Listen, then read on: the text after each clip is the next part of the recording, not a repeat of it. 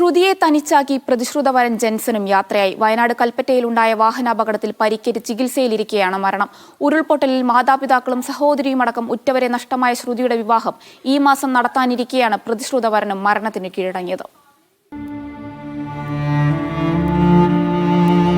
പ്രാർത്ഥനകളെല്ലാം വിഫലമാക്കി രാത്രി 8:55 ജെൻസനും യാത്രയായി. കൽപ്പറ്റ വെള്ളാരംകുന്നിൽ സ്വകാര്യ ബസും ഒമ്നി വാനും കൂട്ടിയിടിച്ചുണ്ടായ അപകടത്തിൽ ഗുരുതര പരിക്കേറ്റ ജെൻസൺ വെന്റിലേറ്ററിന്റെ സഹായത്തോടെയാണ് ജീവൻ നിലനിർത്തിയിരുന്നത്. ഉരുൾപൊട്ടലിൽ മാതാപിതാക്കളും സഹോദരിയുമടക്കം കുടുംബത്തിലെ 9 പേർ നഷ്ടമായ ശ്രുതി ദുരന്തത്തിന്റെ ആഘാതത്തിൽ നിന്ന് മുക്തമാകുന്നതിന് മുൻപാണ് വീണ്ടും അപകടം.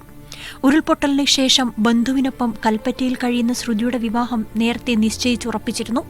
ശ്രുതിക്കായി അച്ഛൻ സ്വരുക്കൂട്ടി വെച്ചിരുന്ന 4.5 ലക്ഷം രൂപയും 15 പവനും പുതിയ വീടും കുടുംബാംഗങ്ങളും ഉൾപ്പെടെയാണ് ശ്രുതിക്ക് ദുരന്തത്തിൽ നഷ്ടമായത്. ഈ മാസം അവസാനം വിവാഹം നടത്താൻ ബന്ധുക്കൾ തീരുമാനിച്ചിരിക്കെയാണ് പ്രതിശ്രുതവരനും വാഹനാപകടത്തിൽ ജീവൻ വെടിഞ്ഞത്.